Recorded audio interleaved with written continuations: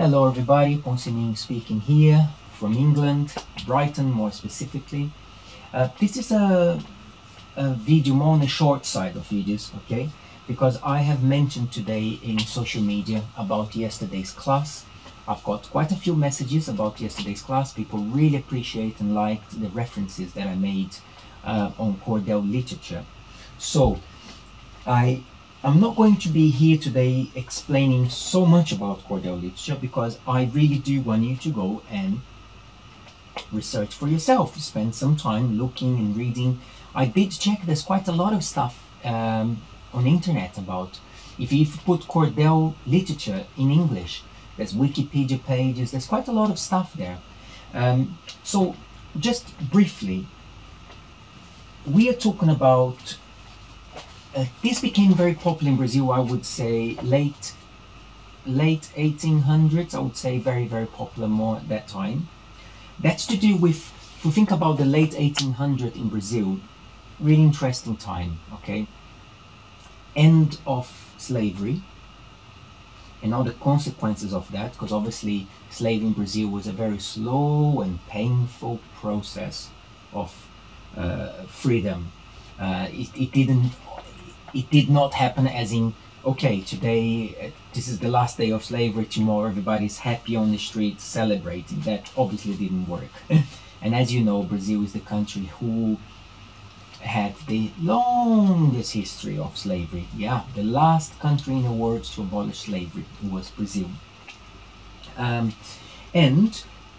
In that time, so many provincial wars were happening in Brazil. Some of them became massive and huge, such as the War of Canudos. That's something you should definitely research. The War of Canudos, where we had this almost mythological character called Antônio Conselheiro. He was kind of he created a settlement with thousands of people. And he started just by preaching the locals, and he actually ended up creating these settlements with people with arms and guns, and they were fighting against the emperor. At that time was Dom Pedro II, emperor of Brazil. And in many ways he was actually a monarchist somehow, but he also, obviously the emperor wanted to destroy him and destroy his settlement. It took them quite some time to do that. And it's a really interesting part of Brazilian history. He had 12 apostles. Think about it. So he had this kind of Christ figure to him. And he certainly created a myth around him, Antônio Conselheiro. So I'm saying this to say that at that time, then a lot of the books that I will talk about, the Cordel books, Cordel coming from the idea of the little booklets written by the local poets, they were hanged on a cord to be sold, and that's where we get the name Cordel, Literatura de Cordel, Cordel literature. There's something about the print as well that I've always liked so much. That's something I've always liked from child, even when I did not really understand what this was all about. I liked this wood cutting, wood carving. Let me just find this one here.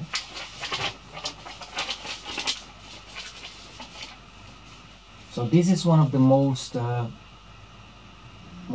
famous one, and it's by Leandro Gomes de Barros. I will leave a in the description. I'll write this down for you guys. Leandro Gomes de Barros, and it's called the Peleja de Riachao com o Diabo. The fight of Riachao with the devil. Incredible. Again, most of these are with satire. I've been told by a master that they were also used as a kind of a local newspaper. So when men went to the moon, as they say, the men went to the moon, they wrote a Cordel literature about that. Can you imagine the locals reading about that? And it's all in poetry form, all in rhymes form. It's fascinating, and quite a lot of this stuff is to do with fights. So animals fighting, and in this case the devil fights with Riachao. And how do they fight? Who is the better singer? Who is a better singer? Who is a better guitarist? So there's a lot of poetry based on that. Obviously it's a starting point for the story, because then Riachao goes in challenging the devil sorry, I just got a message there. Riachao goes on to challenge the devil on, are you really the devil? If you are the devil, you must know science. And he asked him, how does is it the earth that rotates, or is it the sun that rotates? And you can also feel that there is something about teaching people about science at that time. You know, it keeps getting clever and clever and clever, and then it's really interesting because for me, I know I keep saying the word interesting and fascinating quite a lot in this, but it's just every page you turn opens a new side to the thing, and I say, okay, this is also very interesting, because there's science in this, there's history, there's poetry, it's amazing. I couldn't be more dramatic, could I? One of the ones that I like so much, I'm going to try to do a very bad job of translating here, but I'm going to just read in Portuguese and then translate for you. So this is the devil talking to Riachao. Eu já canto há muitos anos, não vou em toda função. Arranco pontas de touro, quebro o furor do leão. Nunca achei esse duro que pra mim tem ação. So he's talking here, he's saying, I have been singing for many, many years. I do not go in any function. That means I don't sing with anybody. You know, I've got a high caliber. I can take the tip of a bull's horn. I can calm down a lion. I never found that to be a hard thing. I have the action. And then Riachao says, I guarantee that today you're gonna find a superior force that will make you shut your mouth. I can put, this is hard to translate, as if he's saying, I can put a fence around you that you cannot escape. You can feel the metaphors here, really illustrating. It goes on. There was another passage that I wanted to show you here, which is about the forces of nature. You can open any page basically and read. It's important, there's some connotations to slavery here as well. Some stuff that I think even to this day some of the language might come across as not so cool. But I think that most of it was written precisely for that, in that intention, to provoke and to teach. Yeah, I think so. Because there's a time where Riachao says to the devil, I'm not going to sing with you, you may be a runaway slave. It's really interesting capturing that moment. You may be a runaway slave, and what are they going to think about me? You know, so that tension is there throughout the book. Then obviously I'm not going to tell you the end, but also they say, if you doubt my story, you can go and check for yourself. And there's a few other ladains written later by other masters that also say about that. Say, you may doubt this story that I've just told you about this fight, but if you go there now, you will see that where they fought, no grass can ever grow again. I mean, I love that stuff. Here's some examples that I have. I actually have the original of this, not the original, but I have the print copy of the original. I thought it was interesting to show you how some mestres of our days, like we just had a class of Mestre Brasilia, there is a Cordel. There is a Cordel of Mestre Brasilia. How cool, eh? And then these are some of the recent ones. You can also see, look at that artwork. Love that. Not quite sure I've got the right focus here. And then also you can see, like for children, this is nowadays. Yeah, so this one is when it's a chicken in argument with a fox. But I think there's football connotation here, like football teams kind of stuff. And most of these are by Mestre Gaio, who I had the pleasure to meet, and he went to our school in Brazil and gave us a lecture and taught us how to make the carvings of the wood, how to make our own literature, our own Cordel, how to make our own Cordel, which leads me to my next part of the story, which I'll finish today's class, today's lecture, with a couple of verses that I've written. Now, there's a story I've been talking about at the moment that I love. Here comes again the word, fascinates me. I think that the title of this video should be, It Fascinates Me. But I heard a story on the internet with Eduardo Bueno. He's a historian, a writer, journalist that I love so much. I listen to all of his lecture. He's fantastic. Eduardo Bueno. I think it's all in Portuguese, I'm afraid. So not much I can do about that. But I think his books you can find in English. Yeah, if you want to read about Brazilian history, he's definitely someone to look into. Eduardo Bueno. Excuse me. And he told a story about, it goes like this. He's trying to tell us about how one image can be seen different by different people. It can have different approach, different outcomes from the same thing, different outcomes. And that for me is profound in so many ways. One movement can have so many outcomes, if we're talking about capoeira now. One class can capture people in different ways.